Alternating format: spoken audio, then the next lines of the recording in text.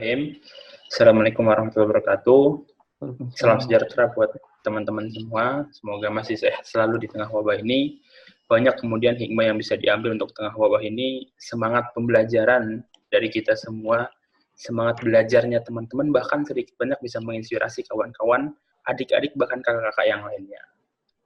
Jadi semoga di malam ini kita dari malam yang ilmu, malam yang penuh dengan diskusi, berkahnya itu intelektualnya dari teman-teman semua itu juga ada dari teman-teman semua. Oke, hari ini kita akan bicara tentang mindful leadership. Saya nggak akan terlalu banyak teori ya, karena terlalu banyak hal-hal yang kemudian harus dibahas secara teoritis yang teman-teman sebenarnya bisa cukup banyak untuk teman-teman bisa lihat sendiri. Kita mencoba untuk sedikit menapak tilas atau merangkai beberapa hal yang serasa-rasanya bisa kita simpulkan menjadi satu hal yang mindful, menjadi seseorang yang utuh secara pemahaman, pendalaman, kesadaran secara utuh.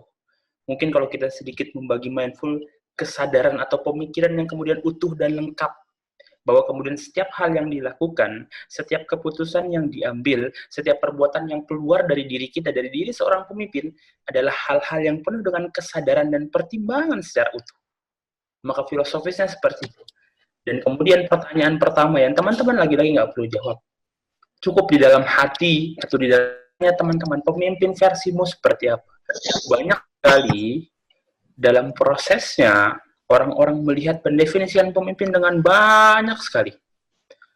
Ada kemudian orang yang mengidolakan bahwa kemudian banyak salah satu pengertian yang cukup diambil atau satu stigma yang seringkali menempel adalah bahwa seorang pemimpin adalah mereka yang pandai atau yang lihai menyampaikan visi misinya di depan orang banyak. Layaknya presiden, layaknya ketua OSIS, layaknya ketua badan eksekutif mahasiswa. Dan ketika seorang berhasil atau mampu menyampaikan atau mampu menghafal visi dan misinya dan bisa disampaikan dengan baik, maka seringkali orang-orang akan membicarakan atau menganggap mereka itu atau dia itu sebagai seorang pemimpin. Maka ini sesungguhnya belum tentu benar dan juga belum tentu salah.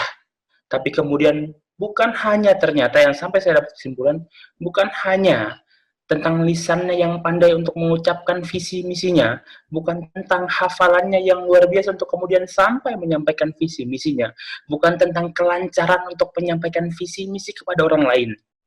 Bukan hanya itu, tapi pemaknaan atau pendalaman pertama atau mindfulnya yang pertama adalah dia memahami visi.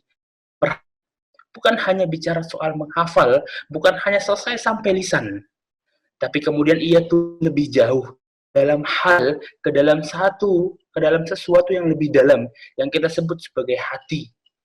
Kalau orang bicara soal menghafal visi dan misi, banyak sekali orang yang bisa menghafal visi dan misi dalam semalam. Apakah bisa seorang pemimpin diciptakan dalam waktu semalam? Saya pikir itu menjadi hal yang cukup sulit. Tapi konteksnya adalah memahami. Bukan hanya bicara soal menghafal, tapi memahami.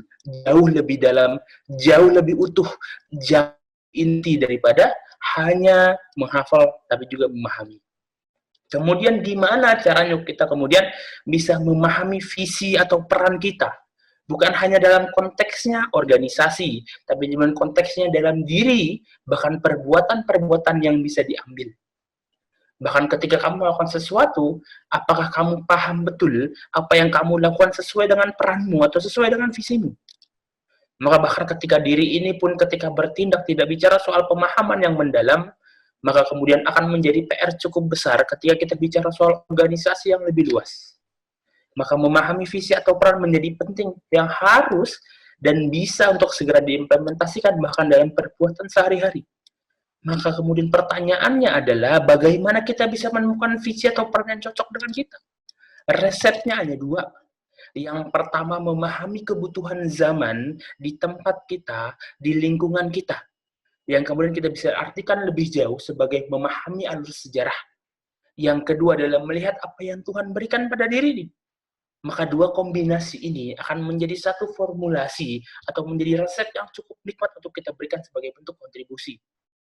Dalam artian, dalam konteksnya memahami kebutuhan zaman, dalam setiap era, semua kebutuhan berubah. Lingkungan teman-teman dari keluarga, kemudian ke masyarakat, kemudian bahkan ke negara, akan memiliki kebutuhan yang berbeda. Dan juga melihat apa yang Tuhan berikan pada diri ini menjadi satu keistimewaan yang utuh, yang nikmat untuk kita nikmati. Kenapa? Karena setiap orang memiliki potensi atau kelebihan yang Tuhan berikan yang berbeda-beda. Maka tidak ada lagi justifikasi peran mana yang paling baik di antara yang lain. Karena semua peran adalah yang paling baik. Nggak ada justifikasi bahwa peran saya jauh lebih hebat dan lebih baik daripada peranmu. Karena seluruh orang lahir dengan kekurangan dan banyak kelebihan yang Tuhan berikan. Tinggal bagaimana bahwa kemudian peran yang bisa diambil adalah peran yang orientasinya untuk orang lain. Bahwa kemudian peran ketika orientasinya bukan untuk orang lain, maka itulah saatnya kita sebut sebagai peran yang tidak baik. Karena peran yang paling baik adalah peran yang untuk berdampak, bermanfaat bagi orang lain. Ini dua caranya. Maka kemudian contoh konkretnya adalah, kita lihat nih teman-teman, satu hal yang kemudian dekat sama kita. Dilan, dia bilang apa ke Melia dengan kalimat romantis? Jangan rindu, ini berat, kau takkan kuat biar aku saja. Kalau orang secara umum melihat ini satu hal kalimat yang sepele, kalimat yang mungkin di hal-hal yang remeh. Tapi kalau kita coba melihat sebagai mendalam, Dilan berhasil mengkombinasikan formulasi sebelumnya, yaitu memahami kebutuhan zaman di tempat dan lingkungan, dan melihat apa yang Tuhan berikan pada dirinya. Kenapa akhirnya Dilan menyampaikan hal ini? Karena betul kebutuhan lingkungannya, yaitu Milea. Bahwa kemudian Milea sebagai seorang perempuan tidak begitu mampu untuk mengelola rasa, tidak bisa untuk kemudian mendewasakan di dalam konteksnya menguasai perasaan. Maka kebutuhan pada saat itu tempat dan lingkungannya adalah butuh seseorang yang akan mengambil alih peran untuk kemudian mengelola rasa. Seseorang yang akan menjadi penanggung jawab bagaimana rasa akan ditampung dan dikelolanya. Dan kemudian Dilan paham betul apa yang Tuhan berikan pada dirinya. Ia mampu mengartikulasikan, mengkomunikasikan, bahkan mengelaborasikan seluruh hal-hal itu menjadi kalimat-kalimat romantis. Maka kemudian ketika Dilan bicara tentang pemahaman bahwa Tuhan yang berikan adalah kemampuan dia untuk mengelaborasikan rasa, dan ia paham betul bahwa harus ada seseorang yang akan mengambil atau menjadi penanggung jawab dari rasa-rasa, yaitu rasa rindu. Maka ia sampaikan dengan kepada Milea dengan kalimat yang utuh, dengan hal yang paling mendasar, dengan kesadaran paling dalam. Jangan rindu, ini berat, biar aku saja yang akan mengambilnya. Maka ini adalah hal-hal yang kemudian bisa kita contohkan sebagai hal yang filosofis. Jauh lebih itu, teman-teman, dalam konteksnya hari ini, kebutuhan zaman sudah berubah. Kita ada dalam konteksnya COVID-19 sedang hadir di Indonesia, bahkan di seluruh dunia. 1 juta lebih kemudian orang-orang yang terkena positif. Dan kemudian juga puluhan ribu orang-orang yang mungkin meninggal karenanya.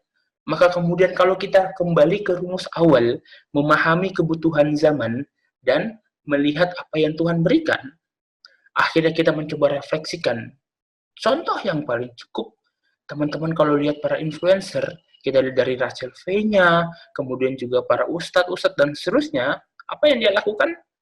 Contoh yang paling kecil, Rachel V-nya sebagai seorang influencer, apa yang dia lakukan? Bukan dia bikin konten, bukan cuma dia bikin YouTube, tapi dia paham betul. Yang pertama adalah memahami kebutuhan. Ia melihat bahwa kebutuhan logistik atau APD, bahkan masker lagi kurang. Karena tidak adanya supply, tidak adanya uang daripada rumah sakit untuk membeli alat itu. Itu yang pertama, memahami kebutuhan. Dan kemudian apa yang Tuhan berikan kepada dirinya, yaitu dia sebagai seorang influencer, punya para pengikut lebih daripada 1 juta. Maka ketika kombinasi ini dicoba untuk dilakukan, maka salah satu peran yang bisa diambil adalah membuka donasi. Untuk kemudian semua orang terlibat utuh, terlibat dengan sadar, terlibat dengan mindful, bahwa donasi itu dalam waktu yang kurang daripada 1 minggu, terkumpul 1 miliar lebih. Yang artinya, perannya jauh lebih optimal, karena dia memahami betul kebutuhan di zamannya, kebutuhan di tempatnya, dan mengetahui apa yang Tuhan berikan kepada dirinya sebagai bentuk kelebihan. Maka apakah teman-teman harus melakukan hal yang sama seperti Rachel V-nya, yaitu menyumbang atau membuka donasi? Saya pikir ini akan menjadi satu hal yang variatif. Teman-teman, kalau memang akhirnya kita nggak punya link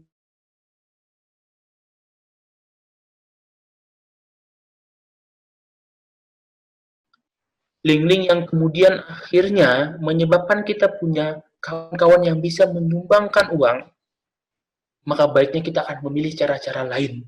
Kalau contoh, teman-teman suka dengan desain, teman-teman bisa bikin konten menarik untuk mengajak orang untuk tetap di rumah. Kalau teman-teman suka dengan kemudian mengedukasi orang, teman-teman bisa bikin gerakan seperti konten hari ini. Bahwa kemudian hari ini platformnya DRLK, dari Rumah Lahir dan Karya, menjadi salah satu pengambil peran terbaik. Ia paham betul kebutuhan hari ini adalah orang-orang butuh dibuat produktif, dibuat mendapatkan kebutuhan rangsangan belajarnya. Dan ia melihat bahwa kemudian kelebihan daripada yang Tuhan berikan adalah link dari teman-teman yang mau untuk belajar. Maka DRLK adalah bentuk peran yang diambil cukup terbaik, yang akhirnya bisa mendapatkan dampak yang cukup besar dibanding yang lainnya. Maka akhirnya kita contohkan COVID, banyak sekali peran yang bisa diambil dari donasi, dari gerakan untuk menjaga ojol, kemudian juga dari gerakan untuk mengedukasi, contohnya juga kemudian ruang guru yang membebaskan atau memberikan beberapa harinya, dan seterusnya, dan seterusnya. Lagi-lagi, kalau kita tanya peran siapa yang paling terbaik, sesungguhnya jawabannya nggak ada. Karena semuanya terbaik, semuanya baik, semuanya bermanfaat. Maka kemudian pertanyaan selanjutnya adalah, peranmu bukan tentang yang terbaik, tapi peranmu yang mau dilakukan seperti apa. Ada orang yang akhirnya selalu melihat peran orang lain, tapi kemudian lupa untuk merefleksi peran apa yang bisa diambil. Maka sesungguhnya orang itu belum menjadi orang yang menyumbangkan dengan hal-hal yang baik. Maka segeralah kita bersama, termasuk saya, mencari peran-peran terbaik yang kita kombinasikan dengan kebutuhan zaman dan yang Tuhan berikan kepada diri ini. Kemudian yang pertama tadi, memahami visi. Yang kedua adalah empati. Penting untuk kita sebagai seorang mindful, seorang leader yang mindful, atau bahkan seorang diri, individual yang mindful, untuk sering melakukan empati kepada orang lain. Bahkan kepada orang tuamu terdekat, saudaramu, bahkan orang lain, tetanggamu, bahkan teman sekolahmu, dan orang-orang yang bahkan tidak kamu kenal di awal. Teman-teman, saya cukup punya kuis.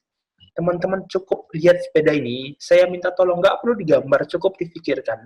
Teman-teman, saya kasih waktu 30 detik dalam hati dan dalam pikiran, bikin atau bayangkan sepeda yang penuh dengan inovasi.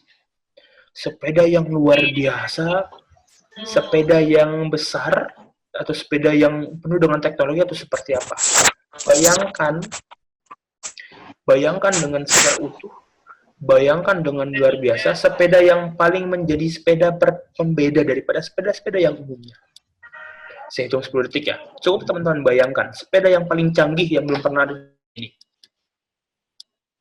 2, 3, 4, 5, 6, 7, 8, 9, 10.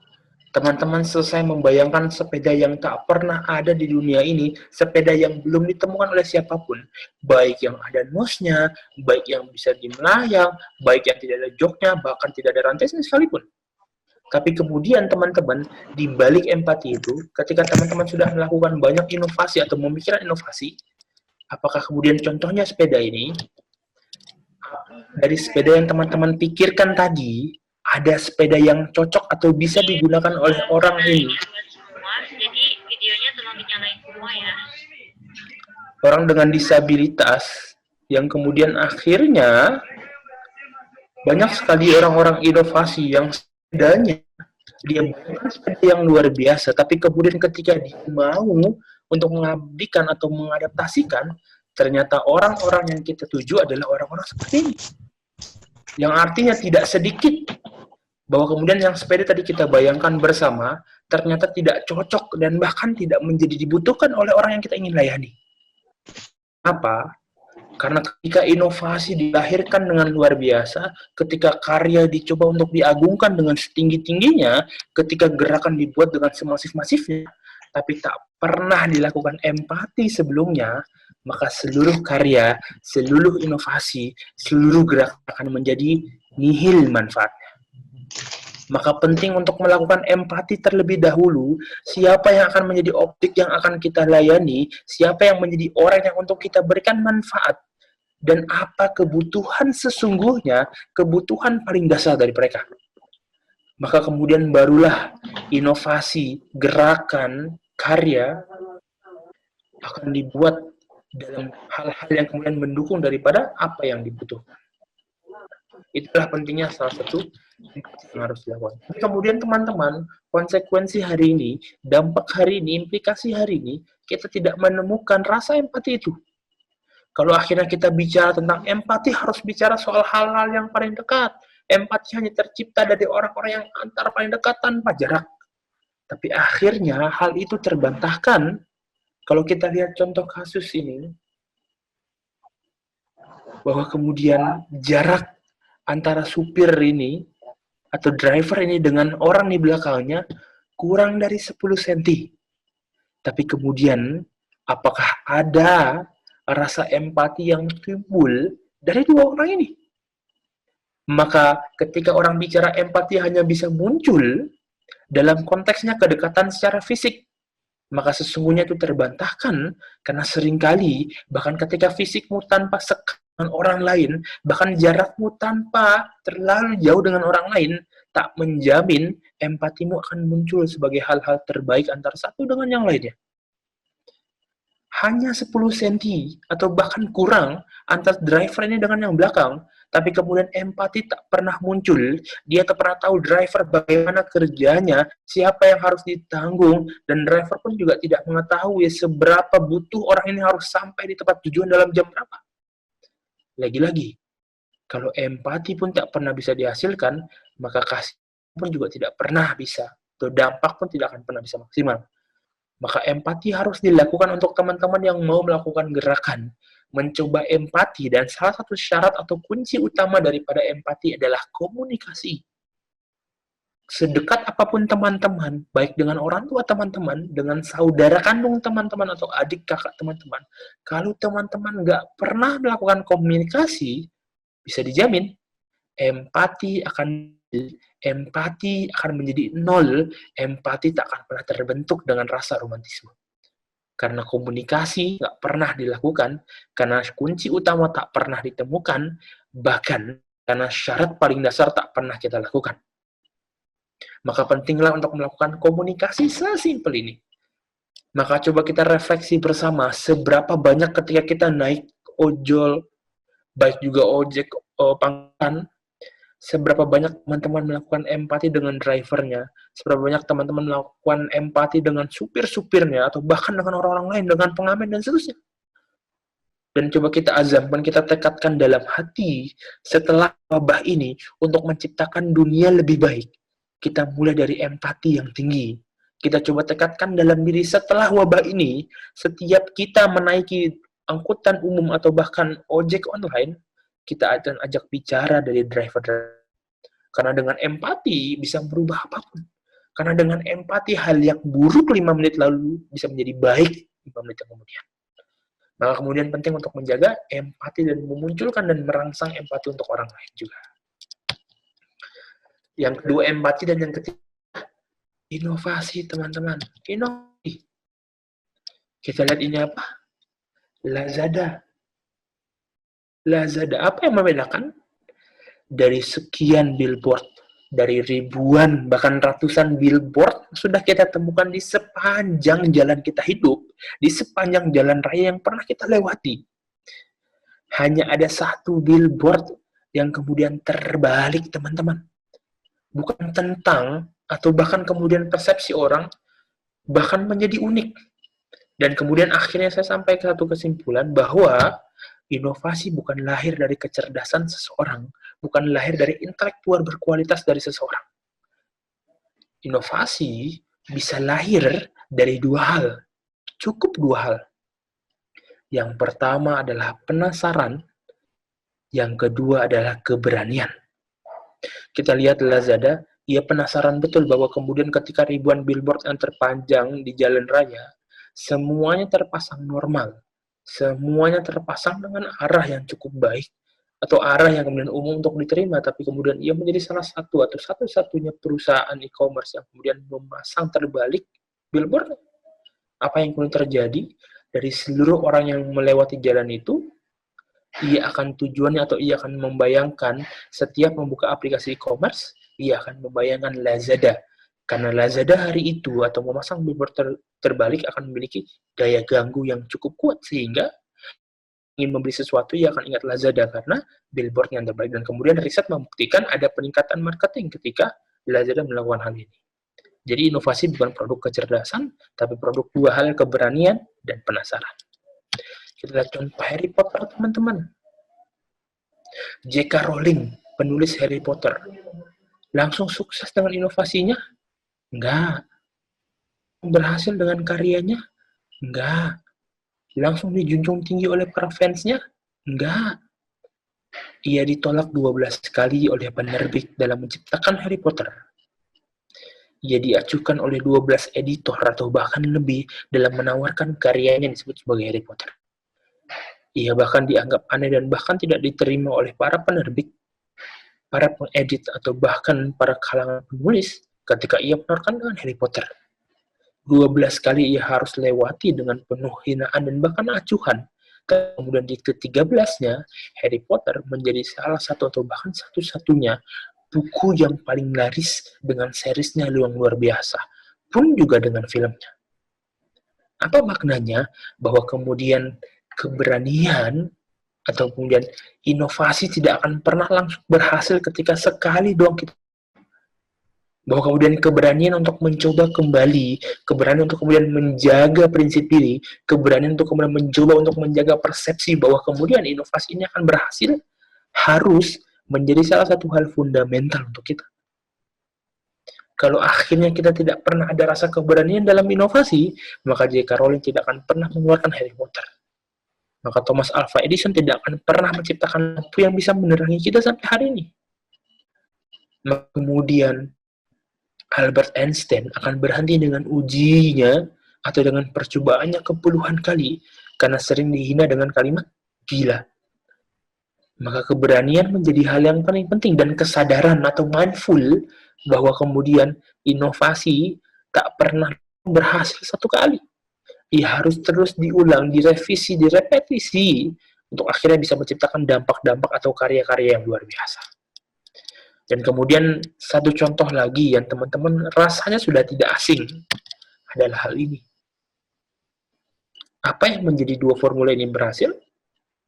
Teman-teman terbayangkah sebuah institusi bernama Ramayana membuat iklan yang melibatkan ibu-ibu kosidahan yang dianggap sebagai satu hal terbelakang oleh banyak orang? Dan cukup anehnya atau bahkan cukup uniknya rasa penasarannya. Apakah terbayang sebuah brand besar membuat iklan dengan mengeluarkan kepala seorang ibu dari Magicom dia punya?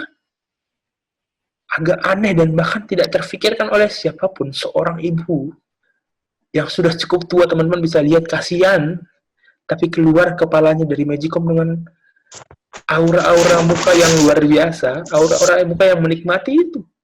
Rasa penasarannya ada, bagaimana refleks manusia atau refleks masyarakat. Dan kedua, ada keberaniannya. Terbayangkah apa yang harus dilakukan ketika keberanian itu tidak ada? Ketika Ramayana tidak berani mengeluarkan iklan yang cukup unik dan bahkan aneh bagi banyak orang, tapi kemudian menyita banyak perhatian yang sesuai dengan tujuannya, yaitu mendapatkan perhatian masyarakat, sehingga perhatian masyarakat menjadikan masyarakat mengingat Ramayana untuk membeli banyak barang di sana. Kalau akhirnya banyak sekali orang, teman-teman, yang gagal melakukan inovasi bukan karena dia bodoh, bukan karena intelektualnya rendah, tapi ia hanya berhasil di langkah pertama, yaitu langkah penasaran, dan banyak orang kali gagal dalam langkah kedua, yaitu langkah keberanian. Banyak inovasi menjadi nihil ketika dia hanya berhenti dengan kata penasaran, dan ia kembali mundur karena takut dengan kata keberanian. Maka penting untuk kita kombinasikan dua langkah mutlak ini. Yang pertama, langkah penasaran, kita lihat riset-riset yang mendukung kita. Yang langkah kedua adalah langkah keberanian yang harus kita junjung tinggi sebagai penopang untuk langkah langkah penasaran. Yang keempat terakhir adalah kolaborasi. Teman-teman, penting untuk kita melibatkan orang lain dalam menciptakan masifnya satu karya, masifnya satu gagasan, masifnya satu produktivitas. Teman-teman, kita hidup dalam era yang menjunjung tinggi kolaborasi. Hampir setiap hal yang besar dilakukan dengan kolaborasi yang cukup tinggi. Bahwa kemudian banyak sekali orang-orang, contoh yang paling konkret, yang sering kita nikmati, ketika kita membeli sesuatu barang, baik dari levelnya snack, bahkan levelnya makanan berat, bahkan restoran sekalipun, apa yang sering dilakukan kolaborasinya? Teman-teman bisa mendapatkan cashback ketika teman-teman melakukan pembayaran via online, baik GoPay, OVO, Dana, dan seterusnya. Kolaborasi hampir di setiap sudut dilakukan. GoPay, OVO, Dana hampir di setiap sudut melakukan kolaborasi dengan restoran-restoran atau bahkan tempat makan atau bahkan hal-hal lainnya, bahkan pembelanjaan kebutuhan paling dasar, makanan dari pakaian, bahkan sampai rumah mungkin. Maka kolaborasi menjadi penting untuk kita lakukan sebagai seorang yang mindful, seorang yang sadar bahwa hidupnya tidak pernah bisa bertahan tanpa ada kolaborasi dengan yang lainnya. Kita mulai bikin karya dengan kolaborasi. Contohnya teman-teman, ketika waktu itu Gojek dengan Bluebird dengan penuh konfliknya, supir daripada ojek, supir daripada ojol atau supir daripada Bluebird adalah mereka yang melakukan konflik, demonstrasi, saling serang, saling hina, tapi kemudian ia sadar bahwa kemudian kebencian tidak akan pernah bertahan lama dalam dunia ini. Maka ketika kebencian harus dilestarikan, maka itu menjadi pilihan yang salah. Tapi kalau kebencian harus dihilangkan, bukan tentang pemakluman saja, tapi kebencian bisa kita reduksi atau kita bisa kurangi dengan pemakluman, dan kita bisa seutuhnya hilangkan dengan kolaborasi. Maka muncullah GoBird, semua orang merasa senang, Gojek senang, Bluebird senang. Ini menjadi salah satu aplikasi yang bisa bentuk kolaborasi yang konkret untuk kita semua. Kemudian juga ini teman-teman, Starbucks. Tahukah teman-teman harga dari satu paketnya itu 500.000. 500.000. Umumnya orang-orang nggak ingin untuk beli. Tapi apa yang dilakukan Starbucks? Kalau kita hanya lihat produknya, kita mungkin nggak ada keinginan untuk beli. Bisa beli kok di luar, bisa beli kok di Indomaret, dan seterusnya. Tapi ternyata, di balik satu produk ini, ia melakukan kolaborasi. Starbucks berkolaborasi dengan ATC Widyatama, yaitu satu institusi yang bukan menciptakan, melestarikan teman-teman yang memiliki disabilitas atau kekurangan atau kelebihan istimewa yang ada di dalam dirinya. Tahukah kawan-kawan, seluruh desain dari produk ini diciptakan oleh orang-orang yang tidak bisa mendengar, yang bahkan tidak bisa melihat dan berbicara, bahkan berpikir normal sekalipun. Tapi kemudian ia dilatih, hingga kemudian ia bisa melakukan desain-desain yang menarik. Dan desain-desain itu dikolaborasikan dengan Starbucks, sehingga kemudian Starbucks mengeluarkan produk. Dan seluruh keuntungan atau bahkan sebagian keuntungannya diberikan untuk institusi terkait, agar teman-teman disabilitas yang mungkin kekurangan dalam penglihatan, yang mungkin kekurangan dalam pendengaran, yang mungkin kekurangan dalam bicara, bisa mendapatkan kehidupan ekonomi yang layak. Maka yang tadinya masyarakat tidak bisa atau tidak ingin membeli, banyak kemudian yang berubah pemikirannya, yang akhirnya ingin membeli hal-hal atau barang-barang ini. Maka lagi-lagi, pentingnya kolaborasi dalam menciptakan mindful harus dilakukan atau harus disadari segera. Dan kemudian teman-teman semua, ketika hal ini, kolaborasi, kemudian inovasi, kemudian juga empati, kemudian juga memahami visi atau peran, maka teman-teman apakah akan berharap untuk menjadi seorang pahlawan? Atau merasa selamat akan menjadi seorang pahlawan yang akan dipuja, yang akan berhasil, yang akan diagungkan, dan bahkan banyak tepuk tangan. Tapi kemudian akhirnya teman-teman, mindful bukan hanya bicara soal menjadi pahlawan yang tenar, bukan hanya menjadi bicara soal pahlawan yang diagungkan. Tapi kemudian lebih dalam dari itu, mindful adalah memilih untuk menjadi air putih dan dibanding menjadi Coca-Cola. Kenapa sih menjadi penting air putih daripada Coca-Cola? Contoh teman-teman, jam 12 siang untuk teman-teman mungkin di Jakarta. Teman-teman jalan kaki sekitar 10 km. Jam 12 siang lagi trik-triknya. Teman-teman mau ke rumah temannya. Sampai di rumah temannya, teman-teman dikasih Coca-Cola dengan es batu. Teman-teman boleh bayangin, Coca-Cola dengan es batu disuguhkan dengan teman-teman. Apa yang teman-teman lakukan? Segera minum dan bilang, makasih, enak banget Coca-Colanya. Besok-besok gue kesini lagi deh. Apresiasi disampaikan dengan luar biasa. Semangat memberikan tepuk tangan. Bahkan ucapan terima kasih pun dengan lantang. Tapi kemudian akhirnya coba kita dalam satu perspektif. Lagi-lagi, jam 12 siang, teman-teman jalan 10 km, tepat di bawah matahari. Sampai di kosan teman, apa yang diberikan? Hanya mungkin segelas atau sebotol kecil air mineral yang tak dingin, yang rasanya mungkin tawar.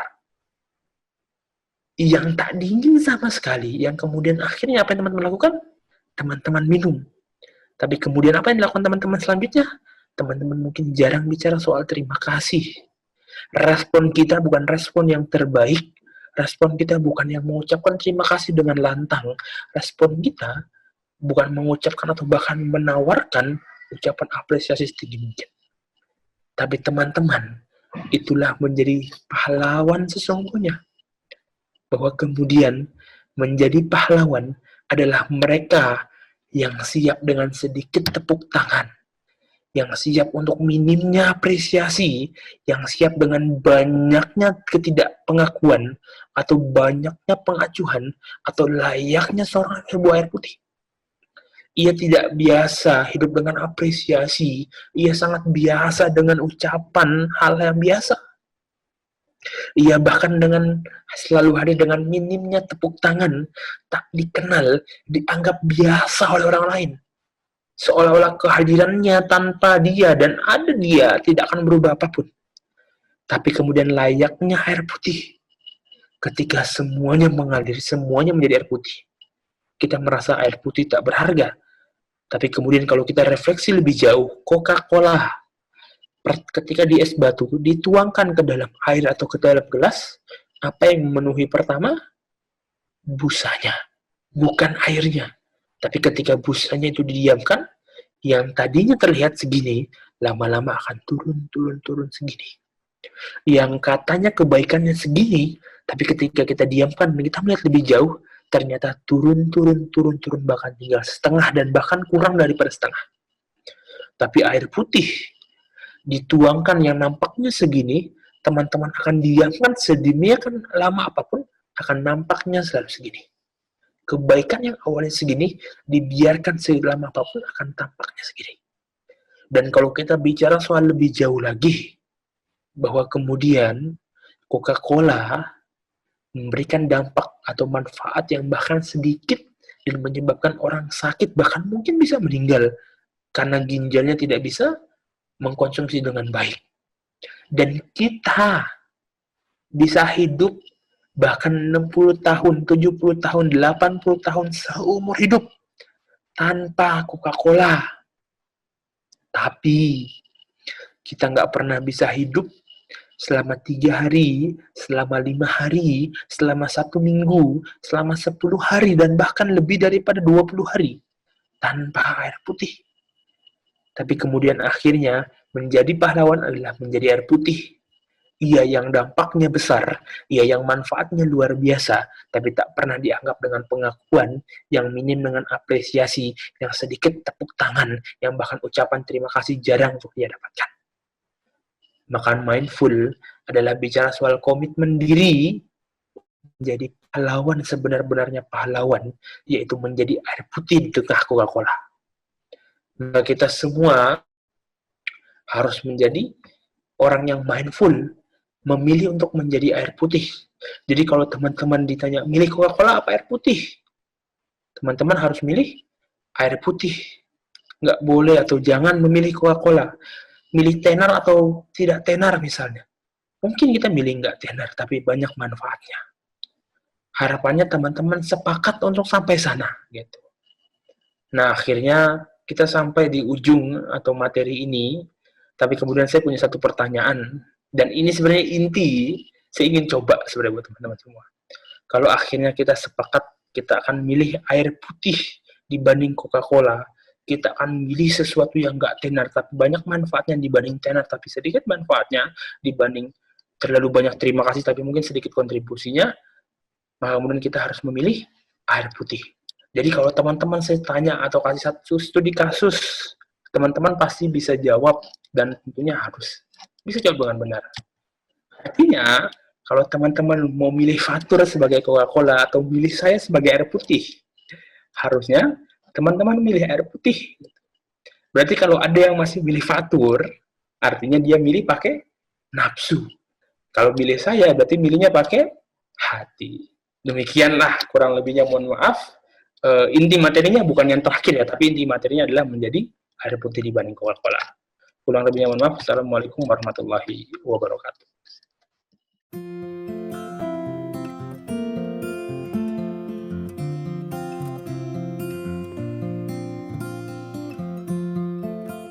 Bagaimana caranya kita bisa berpengaruh ke orang lain supaya orang lain juga bisa menjadi air putih yang baik?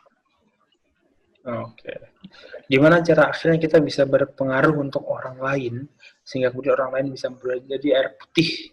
Syarat pertama adalah orang akan berubah, atau salah satu contoh terbaik, atau salah satu pengaruh terbaik atau sumber pengaruh terbaik bukan dari lisan, bukan dari penglihatan, bukan dari konten, bukan dari campaign, tapi proses atau sumber pengaruh terbaik yang bisa diimplementasikan dan bahkan diaminkan oleh banyak orang adalah dengan contoh.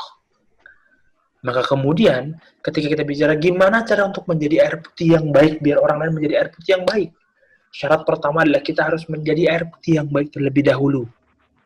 Baru kemudian akhirnya kita coba bicara kepada orang atau mungkin mengajak pendekatan perorangan.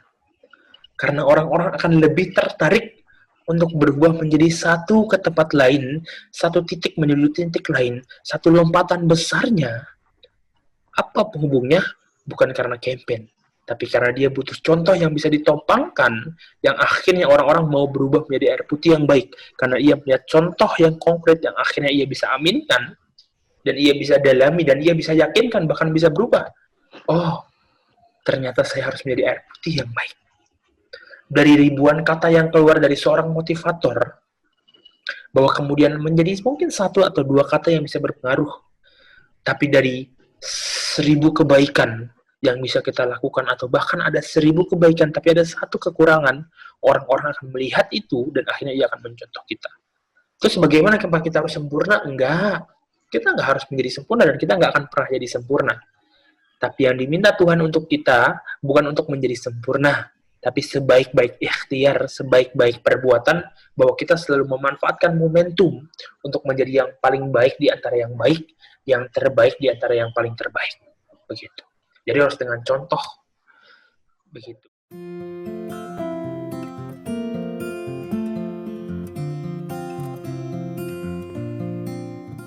Ada pernyataan, memimpin adalah menderita. Akang setuju nggak dengan pernyataan ini? Gimana caranya menikmati penderitaan dalam kepemimpinan? Kalau Akang setuju, terus gimana sih strategi biar kita berani memulai buat jadi leader? Oke. Memimpin adalah menderita. Kalau teman-teman baca bukunya, Dea Tantiu, tulisannya legend is legend. Baca tulisannya begitu. Legend is legend. Atau legend is legend. Tapi bacanya sama, legend is legend. Yang artinya, memimpin sama dengan menderita. Nggak ada perbedaan satu kalimat. Terus kemudian gimana cara menderita? Itu akan menjadi subjektifikasi yang utuh atau bahkan cukup tinggi. Contoh, ketika bilang, sepakat nggak sama memimpin adalah menderita? Kalau saya bilang, saya nggak pernah merasa menderita kok selama memimpin BEM. Apakah saya bukan pemimpin? Mungkin bukan. Tapi yang menurut saya adalah menderita bukan bagi pemimpinnya, tapi terlihat menderita bagi orang lain. Ada orang yang cuma ngangkat meja dalam proses, misal teman-teman nih bikin acara, teman-teman jadi, misal contoh nih acara ini, Bahrul sebagai moderator, baru merasa aduh menderita banget gitu. Baru merasa oh gue pemimpin nih karena gue menderita. Mungkin bagi orang lain enggak menderita kok. Ngapain kita ngerasa menderita gitu. Maka artinya pemimpin adalah menderita, mungkin enggak bagi dia yang menjalani, mungkin terlihat menderita bagi orang lain. Maka kemudian apakah sepakat untuk orang lain? Kalau menurut saya, pemimpin harus menjalani apa yang menjadi kewajiban dia. Terlepas penderitaan, itu adalah satu kesepakatan yang sudah utuh, yang sudah melekat, yang nggak bisa dipisahkan. Ketika ia meminta atau ia mau jadi pemimpin, maka ia sudah mau untuk menjadi menderita. Dan ketika ia mengeluh, aduh kok capek banget, aduh kok menderita banget, maka sungguh saat itu, dia sudah tidak lagi menjadi seorang pemimpin. Karena ia yakin betul bahwa seluruh konsekuensinya sudah ia pertimbangkan di awal ketika ia memilih untuk menjadi pemimpin baik sebuah organisasi, bahkan rumah tangga sekalipun dan seterusnya. Tapi menjadi tadi saya bilang subjektifikasinya kuat banget. Menderita bagi orang lain tidak bagi saya, menderita bagi orang lain mungkin tidak bagi seseorang. Maka memimpin adalah sebuah semangat atau sebuah pengingat, reminder agar mindful. Maksudnya apa? Mindful yang akhirnya bahwa ketika teman-teman memilih untuk menjadi seorang pemimpin, teman-teman sudah mendeal atau sudah bertransaksi dengan penderitaan. Yang itu akan menjadi satu pengingat bahwa lagi-lagi kita kembali ke mindful yang awal, ia paham betul apa yang ia lakukan dari hal paling kecil sampai paling besar adalah hal yang sudah ia pertimbangkan sebelumnya. Kalau akhirnya kita nggak bicara soal Leiden is legend, bahwa kemudian pemimpin adalah nggak menderita, maka orang-orang mau menjadi pemimpin karena ia akan merasa nggak menderita. Tapi diingatkan dalam satu filosofis Yunani, pemimpin adalah menderita. Dan orang-orang yang sudah transaksi dengan pemimpin, maka ia akan sudah transaksi dengan penderitaannya. Gitu.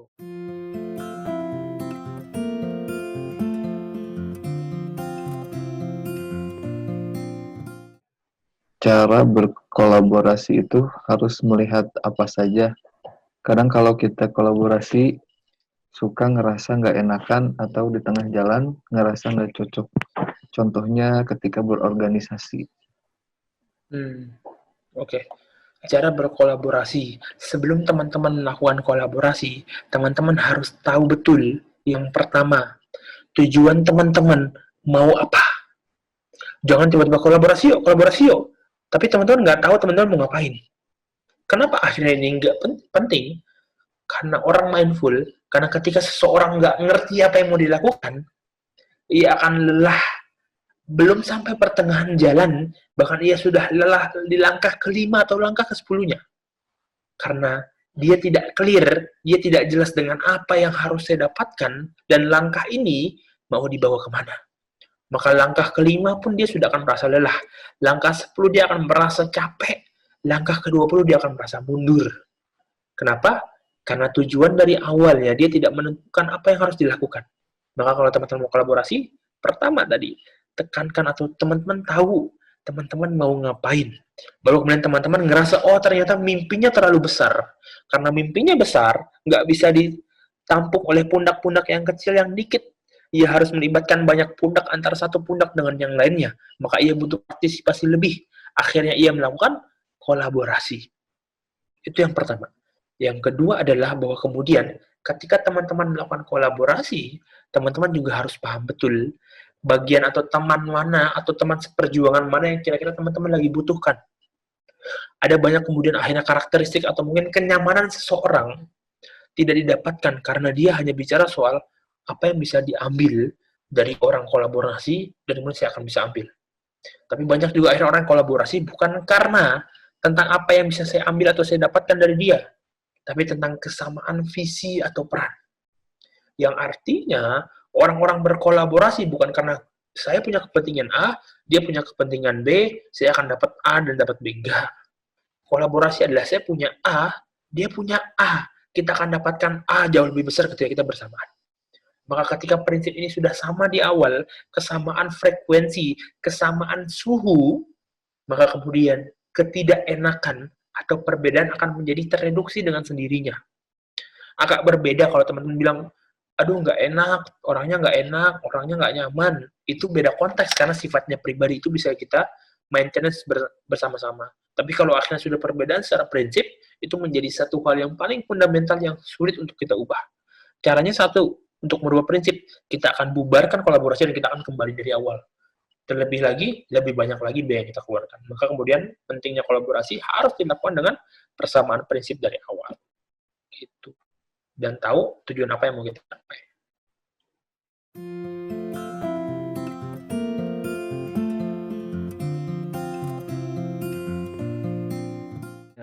Kalau di talents mapping tuh ada 7 talents yang paling dominan yang mencerminkan diri kita banget, kalau nggak salah ini sih. Misal salah satu dari 7 talents itu comment, tapi gimana kalau dalam diri orang itu sebenarnya nggak mau kelihatan dominan menjadi pemimpin atau hal dominan lainnya. Itu gimana cara menyeimbangkannya, Kang? Oke. Talents mapping itu menjadi salah satu, bukan satu-satunya, salah satu alat pendukung biar teman-teman memahami diri teman-teman. Memahami diri teman-teman. Yang bahkan nggak menutup kemungkinan ketika teman-teman mencoba melihat diri teman-teman dengan talents mapping, hasilnya bisa berbeda di antara jarak waktu. Contoh, saya ketika satu SMA, saya dibilang ekstrovert. Tapi ketika masuk kuliah, saya introvert. Padahal jaraknya cuma 1 tahun. Artinya, mapping atau mau mengetahui diri adalah, jadi gini, diri adalah bentuk pengalaman atau akumulasi pengalaman. Ia bisa sangat berubah, pemikirannya bisa sangat berubah, aktivitasnya bisa sangat berubah, bahkan penyikapan atas satu hal juga bisa sangat berubah. Maka lagi-lagi, jangan menjadikan satu hal ukuran menjadi satu-satunya. Cukup salah satunya. Kenapa? Karena yang lebih paham dirimu adalah dirimu sendiri. Bukan alat ukur yang lain, ia hanya membantu dirimu. Kalau akhirnya kamu ngerasa nggak cocok ini ya sama saya, ya udah nggak usah diambil. Ia nggak akan jadi rugi, kamu nggak akan jadi rugi. Kamu malah menjadi untung. Kenapa? Karena kamu sudah mengugurkan satu variabel yang bukan kamu banget. Kamu mendapatkan satu variabel tambahan, oh iya, ternyata saya bukan A kok, saya cocoknya B deh. Yang sebelumnya kamu belum pernah pikirkan ketika kamu nggak talents mapping. Gitu. Jadi lagi-lagi teman-teman, kita jangan jadikan satu ukuran menjadi salah satu-satunya ukuran untuk kita akhirnya karena saya ABCD saya akan bertindak ABCD atau saya INTP saya akan INTP. Enggak gitu kok. Ia bentuk satu akumulasi pengukuran uji coba. Saat itu teman-teman mendapatkan INTP, tapi ketika besok belum tentu. Bisa jadi teman-teman jadi ekstrovert atau teman-teman menjadi satu ABCD dan seterusnya gitu. Jadi ketika misal tadi Teteh merasa saya dapatnya A, teman saya nggak ngerasa A, ya pilihannya satu, nggak usah dipusingin dan nggak usah diambil, Teteh menjadi dirinya Teteh aja. Gitu.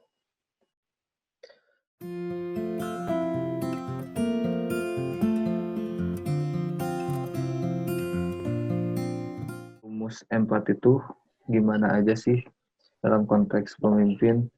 Soalnya kadang banyak orang yang memimpin atau menjabat hanya karena otoritas, bukan karena pengaruhnya. Oke. Teman-teman dalam konteksnya berarti sebuah pemimpin. Saya akan kasih beberapa contoh yang teman-teman boleh melakukan empati.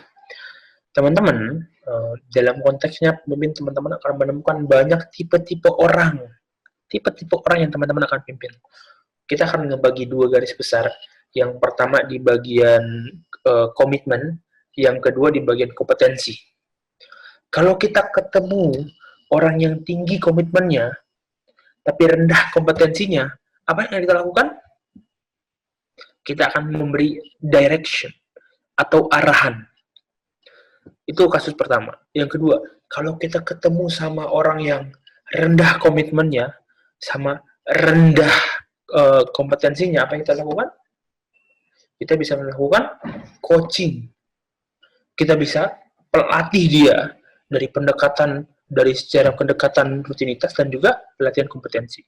Kalau kita ketemu orang yang tinggi kompetensinya sama tinggi komitmennya, apa yang kita lakukan? Kita delegasikan.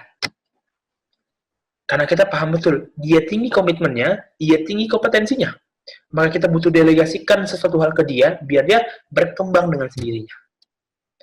Kemudian juga kalau ada yang misalnya dia tinggi kompetensinya, ia rendah komitmennya, apa yang akan dilakukan? kita supporting, kita dukung dia, kita dekatkan dia secara kemanusiaan. Kita pastikan ia akan mendapatkan kenyamanan dalam organisasi. Nah, itu salah satu atau salah empatnya contoh daripada empati. Karena seringkali kita mencoba memberikan treatment yang sama dengan orang yang berbeda. Akan menjadi tidak cukup baik atau bahkan menjadi evaluasi yang harus kita lakukan ketika kita memberikan treatment yang sama kepada orang-orang yang berbeda. Contoh paling kecil, kalau teman-teman akhirnya sebagai seorang anak, teman-teman anak pertama, teman-teman punya adik 3 misalnya, ternyata uang jajan teman-teman 100.000, adik teman-teman 100.000 juga. Kira-kira cocok nggak? Saya pikir nggak cocok. Karena harus ditentukan, oh ternyata teman-teman dengan misalnya kebutuhannya cukup banyak, 100.000, tapi adik teman-teman yang nggak banyak cukup 10.000 atau 20.000. Nah, hal-hal kecil kayak gitu yang kemudian yang bisa diimplementasikan dalam konteksnya seharian, bisa kita bawa untuk level organisasi seperti yang tadi saya sampaikan. Itulah salah satu atau salah 4-nya bentuk empati yang bisa kita lakukan. Atau mungkin dalam contohnya konteksnya komunikasi misalnya. Sering banget kita nerima orang yang bilang, atau kita buka WhatsApp-nya atau buka Line, tiba-tiba ada yang ngechat panjang, udah seneng, ternyata apa ya chatnya? Orang yang tadinya mungkin mau buka, karena kita nggak pernah melakukan empati, kita orang-orang seneng nggak? Nggak suka, males. Hal kayak kita kemudian akhirnya kita nggak mencoba empati. Kita tahu kita lagi butuh banget, tapi kita nggak empati sama orang kalau dia mungkin lagi nggak bisa megang HP, lagi ada keluarganya, lagi family time misal, lagi ada ujian yang kita ganggu dengan boro-boro salam, boro-boro minta izin, tapi langsung menjadi kalimat yang atau kata yang paling mutakhir menurut dia untuk kemudian orang mendapatkan perhatiannya, padahal enggak gitu. Itu contoh. Terus kemudian contoh kecilnya nih, kalau salah satu bukunya How to Win with Friends and Influence People, dia bilang, orang lebih suka menceritakan dirinya 1000 kali lipat dibanding mendengarkan cerita orang lain. Orang lebih suka, sekali lagi, menceritakan dirinya dibandingkan mendengarkan orang lain. Saya suka banget untuk menjelaskan, saya kok A, saya B, saya C, saya D, tapi nggak mau dengerin kalau orang lain, gue tuh A. Capek. Bahkan kalimat itu pun capek kita dengar. Ternyata saya sampai satu kesimpulan, ternyata memang mendengarkan itu memang melelahkan. Maka kemudian orang-orang yang bisa mendengar lebih jauh, orang-orang mendengar dengan maksimal, pada orang-orang yang terbaik, orang-orang yang cukup baik, dan orang-orang bisa menahan egonya, ia paham betul bahwa orang lebih suka bicara dibanding mendengarkan. Maka ia akan sediakan 2 telinganya untuk jauh lebih banyak dioptimalisasikan dibanding 1 mulutnya. Itu salah satu bentuk empatinya. Seperti itu.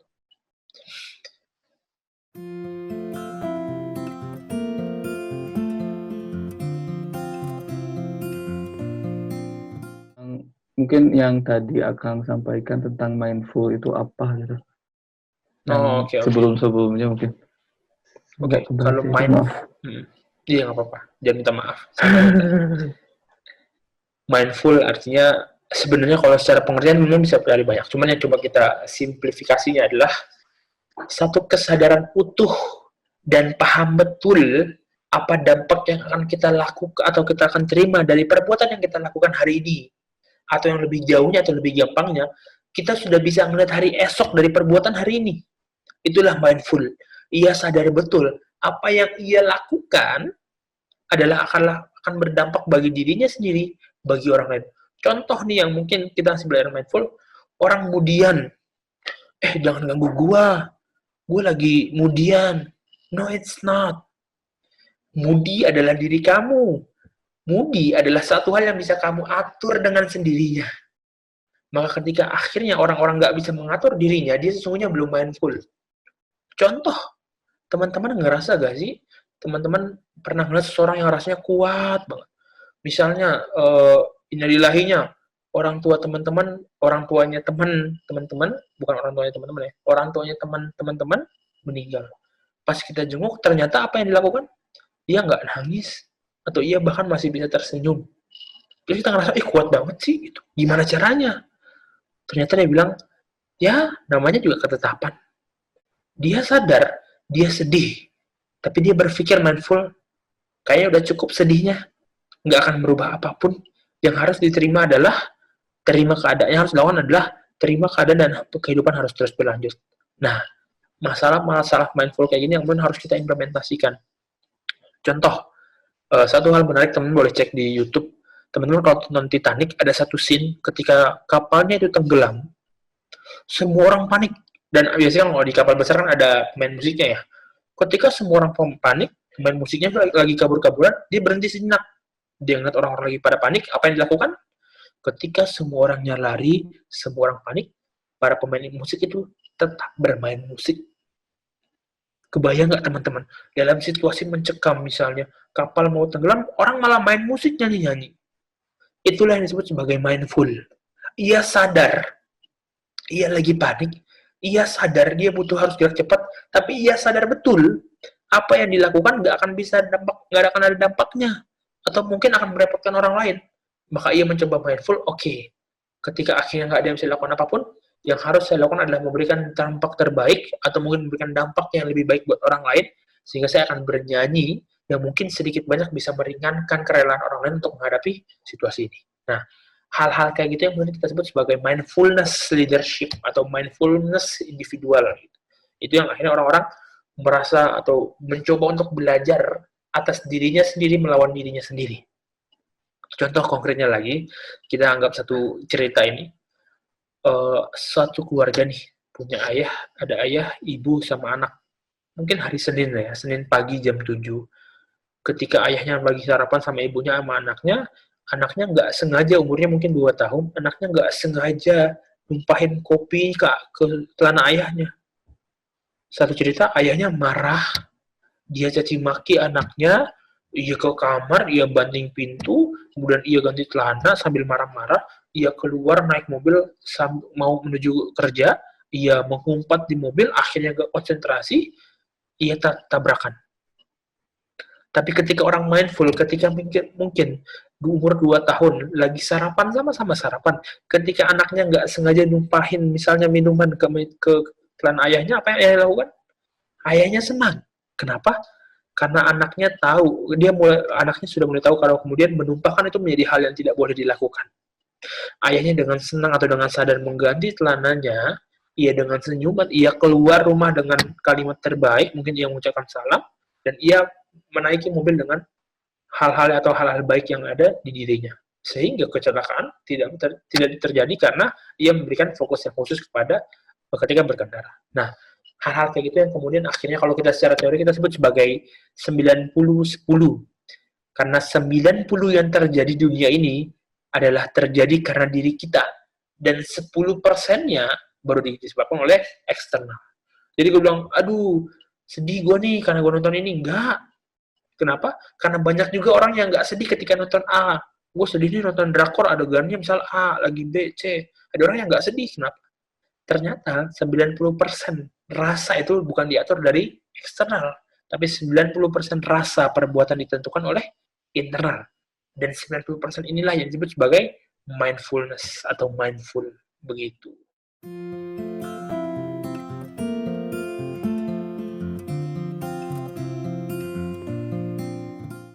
Bicara tentang mindfulness, gimana caranya sih Kang biar kita bisa fokus ngejalanin kehidupan? Oke. Ini akan cukup banyak melibatkan dengan KLC. Tahu teman-teman KLC? Quarter Life Crisis sebenarnya. Nah, teman-teman, dalam fokus menjalani kehidupan kita, jangan berat-berat lah ya. Tapi ini harus yang kita bahas. Orang yang akhirnya ngerasa fokus dalam kehidupan adalah orang yang ngerti apa tujuan hidupnya. Apa tujuan hidupnya, maka ia akan fokus menjalani. Contoh paling kecil, teman-teman misalnya kalau teman masuk kuliah atau masuk sekolah, teman-teman nggak ngerti, teman-teman tujuannya apa sekolah, bahkan tujuannya apa hari itu sekolah. Terus teman-teman akan ada semangat nggak? Teman-teman akan fokus nggak nerima pelajaran? Bisa dijamin mungkin 30 menit di awal fokus. Tapi 30 menit atau waktu sisanya nggak fokus, bercanda sama teman, ngobrol sama teman. Kenapa? Karena dia nggak punya tujuan hari itu. Karena dia nggak punya tujuan sekolah tuh buat apa.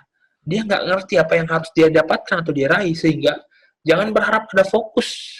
Tadi saya bilang, kalau orang udah punya capaian di akhir, atau mungkin orang nggak punya capaian di akhir, langkah ke-10-nya udah nyerah. Langkah ke-20 udah males. Tapi kalau orang yang punya jelas tujuannya apa, tujuannya A, dia akan tentukan langkah-langkah yang bisa diambil. Dan setiap langkah dia akan selalu berpikir, oh langkah-langkahku yang aku ambil adalah tujuannya untuk mencapai satu hal. Maka fokus, maka orientasi, maka stamina, maka tenaga, maka hal-hal yang dia berikan untuk mendapatkan satu hal itu akan menjadi jelas. Dan itu akan merangsang ke fokusnya dia. Kenapa? Karena dia sudah bisa mendapatkan satu jawaban dari pertanyaan paling dasar. Mau ngapain sih kamu? Tujuan kamu apa sih? Nah, itulah disebut sebagai quarter life crisis. Orang-orang bahkan ngerasa bingung, aduh hidup gue ngapain ya? Apa yang harus gue lakukan? Kenapa? Karena dia nggak punya satu hal, dia nggak bisa ngejawab pertanyaan. Tujuan hidup gue apa sih? Nah, akhirnya orang-orang ngerasa bingung dengan jawabannya, sehingga langkah dia atau umur dia kesekian atau 18 tahun misalnya, atau 20 tahun, dia bingung, capek, dan bahkan nggak sedikit untuk orang yang milih bunuh diri, karena dia nggak nemuin jawaban tujuan dari hidupnya itu apa. Nah, kemudian akhirnya orang-orang, satu kasus menarik dari penulis novel atau penulis pengamat, dari astronot, dulu kita sering banget bilang, jadi satu penelitian atau satu pengamatan dia selalu ngeliatin orang-orang yang astronot keluar angkasa, pas dia kembali, apa yang dia dapatkan? Astronot darinya pergi, kemudian dia kembali, banyak dari astronot ketika pulang ke bumi, ia menjadi stres, ia jadi kebingungan, bahkan nggak sedikit yang bunuh diri setelah pulang dari luar angkasa. Kalau dipikir, kenapa aku bisa kayak gitu? Padahal astronot gajinya aman, bisa keluar angkasa. Ternyata, ia nggak bisa membedakan atau dia gagal membedakan mana tujuan hidup, mana capaian hidup. Karena tujuan hidup itu bukan dicapai, ia dijalani. Kalau capaian hidup, ia bentuk capaian. Ia bentuk orientasi langkah-langkah yang harus diambil untuk mendapatkan satu hal. Nah, kalau akhirnya orang bicara soal tujuan hidup gue harus dicapai, harus jadi astronot, tujuan hidup gue harus keluar angkasa, tujuan hidup gue harus ke dokter. Setelah teman-teman jadi dokter, terus apa? Karena ia tidak bicara soal penjalanan, ia bicara soal capaian. Nah, akhirnya hal yang itu yang kemudian orang-orang ketika dapat tujuan hidup atau capaian hidupnya, dia nggak akan jadi fokus, dan akhirnya nggak sedikit banyak orang kebingungan sama hidupnya. Itulah disebut sebagai quarter life crisis. Jadi kalau untuk fokus, minimal tahu teman-teman mau ngapain, atau bahkan tujuan hari itu atau tujuan hidup teman-teman sudah bisa dijawab. Jadi fokus itu akan mengikuti apa tujuan teman-teman. Gitu.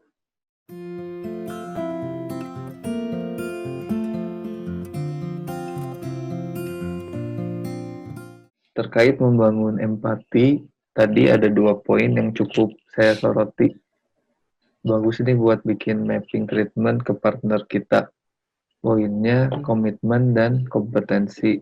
Lantas, bagaimana sih Kang caranya seorang leader mengetahui kualitas komitmen serta kompetensi tersebut? Sementara misalnya sebelumnya belum sempat melakukan kerjasama. Turun Kang. Oke, nah ini akan berhubungan sama pertanyaan sebelumnya.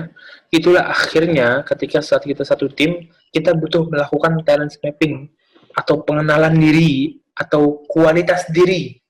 Karena talent mapping itu juga bisa ngebantu sejauh apa sih kita komitmennya, sejauh apa sih kita kompetensinya. Kalau kompetensi mungkin kita bisa dapatkan itu di wawancara ya.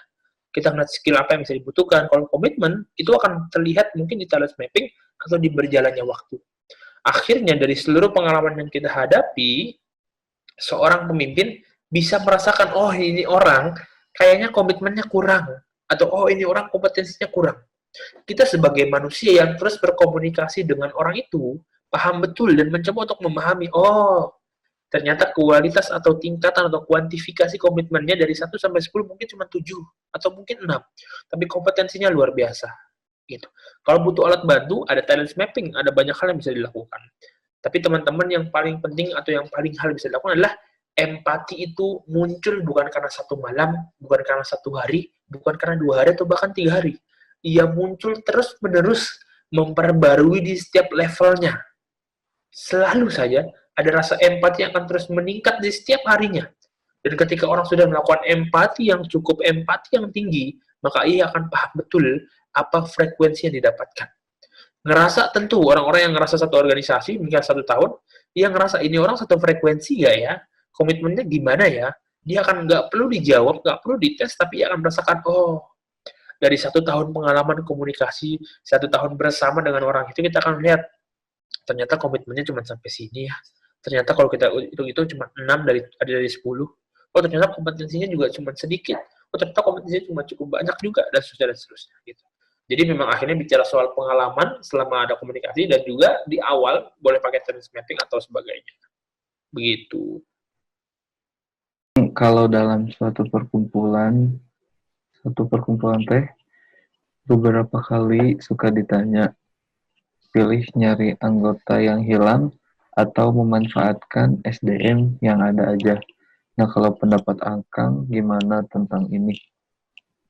Nah, pilih anggota yang hilang maksudnya? Pilih banyak orang tapi hilang-hilangan gitu ya? Atau gimana ya? Bentar. Iya, kayaknya kok pilih nyari anggota yang hilang atau memanfaatkan SDM yang ada aja. mungkin ini ya, pilih banyak orang tapi hilang-hilangan, atau pakai SDM yang sedikit tapi nggak hilang-hilangan gitu ya. Itu sih, konfirmasi dulu deh. Benar. Oh ya benar. Gimana? Apakah benar Teh Sania? Terus katanya kalau bisa dikaitkan dengan tentang konsep komitmen dan kompetensi. Jadi kita tuh ngabisin waktu untuk nyari anggota yang hilang atau udah aja manfaatin SDM yang ada aja gitu udah. Oh, I see. Kayaknya gitu. Benar juga ya. Pintar juga Bah Rol. Benar kayak gitu. Oke, berarti apa yang harus dilakukan? What should I do? Apa yang harus dilakukan? Apakah kita konsentrasi buat nyari orang-orang yang hilang, atau kemudian kita akan manfaatkan sumber daya yang ada? Kita harus fokus dua-duanya sebenarnya.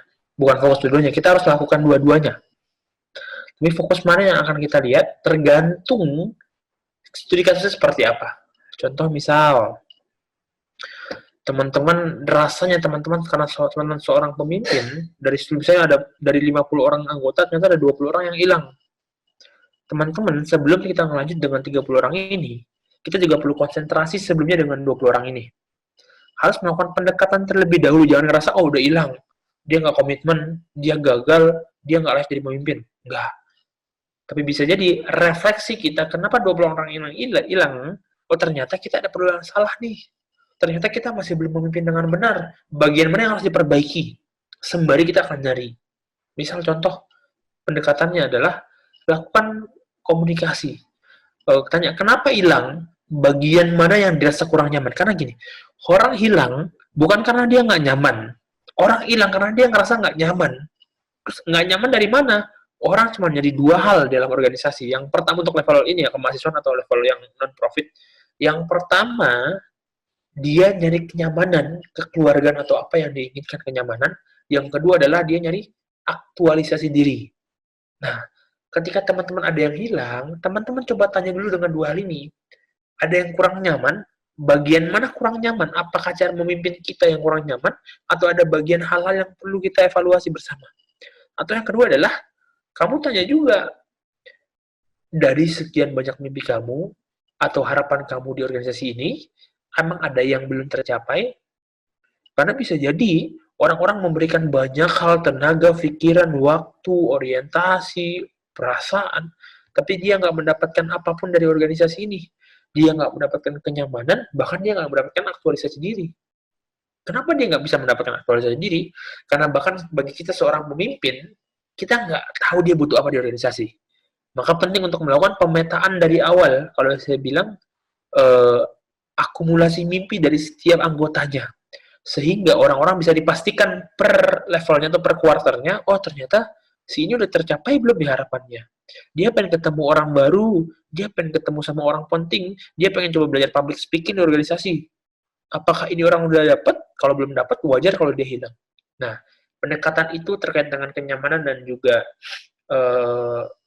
aktualisasi diri menjadi hal yang harus dilakukan. Terus ternyata misal lakukan 2 hal ini, kita dapat masuk. Misal kita dapat nih, oh ternyata dia nggak nyaman, coba kita bikin kesepakatan. Oke, kita akan berubah di bagian ketidaknyaman ini, tapi mau nggak kamu masuk organisasi lah? Gitu. Jangan dipaksa, ditanya, karena bersifatnya volunteer, kerelaan, mindful, kesadaran. Kalau akhirnya bilang, oh nggak mau tetap, udah ngambek, ya selesai. Oke, kalau gitu kita akan bicara profesionalitas, ya kamu nggak akan atau kita akan keluarkan kamu dari organisasi. Tapi kita harus refleksi dulu dari awal. Nah, kenapa penting? Karena ketika hal ini dilakukan, kita akan mengurangi atau bahkan menghilangkan kesalahan-kesalahan kita sehingga menyebabkan 20 orang ini keluar. Dan semoga kesalahan yang sudah direfleksi tidak menyebabkan 30 orang yang lain ini keluar. Takutnya kalau kita ngerasa ini orang gagal, 20 orang nih, ini orang nggak layak, emang jelek dari awal misal. Terus kita ngerasa kita udah paling baik. Terus kita melakukan hal yang sama ke 30 orang yang masih bertahan. Padahal ternyata yang bikin keluar itu adalah kita sendiri. Maka nggak jarang ketika kita mencoba bertahan sama 30 orang, mereka juga semua akhirnya keluar. Karena ngerasa nggak nyaman sama kita. Karena kita nggak pernah refleksi dari awal. Gitu. Jadi kalau bilang, mesti mana nyari dulu, ya kamu harus lakukan itu dulu. Kamu sebagai seorang pemimpin punya tanggung jawab untuk memastikan anggotamu nyaman dan mendapatkan apa yang diinginkan. Kalau ternyata ada faktor lain kamu nggak bisa handle, ya udah kita lakukan profesionalitas. Jadi kemudian akhirnya ketika misal, oh ternyata dapat nih dari misalnya 20, 10 mau balik lagi asal ada kesepakatan.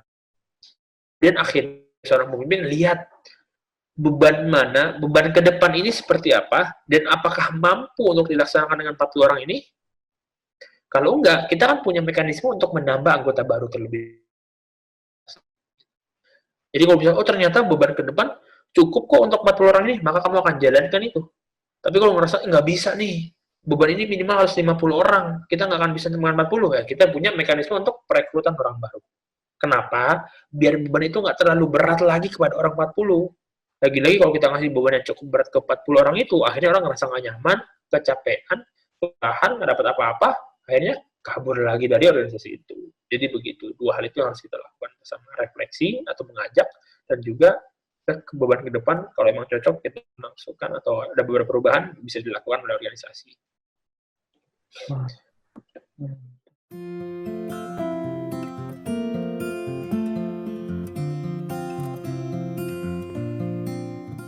Kang, bagaimana ketika menjadi seorang pemimpin yang kurang memiliki masa?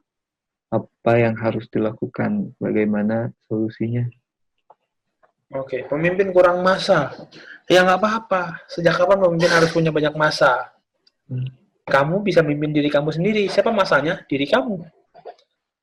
Orang yang mungkin merasa berhasil memimpin 1000 orang, tapi gagal untuk memimpin 1 orang, yang kita sebut sebagai diri kita sendiri. Jadi nggak ada tolak ukur bahwa kemudian gimana kalau gue dikit masa, berarti kita gagal untuk jadi pemimpin. Enggak. Keberhasilan seorang pemimpin sebenarnya ukurannya adalah ketika dia berhasil menciptakan pemimpin-pemimpin baru di lingkungannya yang lebih baik dari dirinya dia. Kenapa? Karena kita sudah memberikan akselerasi kepada orang-orang yang kita pimpin. Dengan seluruh banyak kekurangan kita, dengan sedikit kelebihan kita atau banyaknya kelebihan kita bisa memberikan pelajaran-pelajaran kepada adik-adik kita atau orang yang kita pimpin. Sehingga mereka ini sudah mendapatkan pengalaman yang kita dapatkan misal puluhan tahun, dia cukup dapatkan dengan 1 tahun. Sehingga akumulasi kompetensi dia meningkat jauh, pemahaman dia meningkat lebih tinggi, sehingga dia bisa menjadi pemimpin lebih baik daripada kita. Jadi kalau misalnya, gimana kalau kita punya pemimpin yang masanya sedikit? Kalau saya pribadi, saya nggak akan memusingkan masanya 1, 2, 3, 4, 10, 20, dan seterusnya. Enggak. Karena orientasi pemimpin bukan tentang masanya, tapi tentang tujuannya. Percuma masanya banyak kalau tujuannya nggak jelas. Dan menjadi efektif dan efisien ketika tujuannya jelas dan masanya pun juga mumpuni. Nah, terus bagaimana ketika kita punya tujuan jelas dan kita butuh masa yang banyak atau masa yang mumpuni?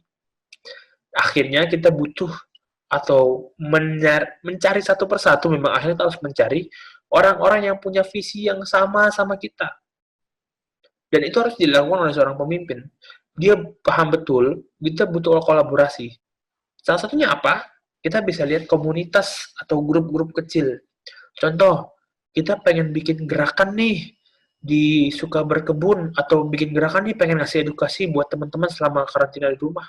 Oh, ternyata ada gerakan namanya dari rumah lahirlah karya. Kita bisa komunikasi dengan orangnya, bisa silaturahim dengan teman-teman, sehingga punya masa yang kita bisa coba komunikasikan. Karena kesamaan visi bisa menyebabkan ketertarikan dan empati yang cukup tinggi.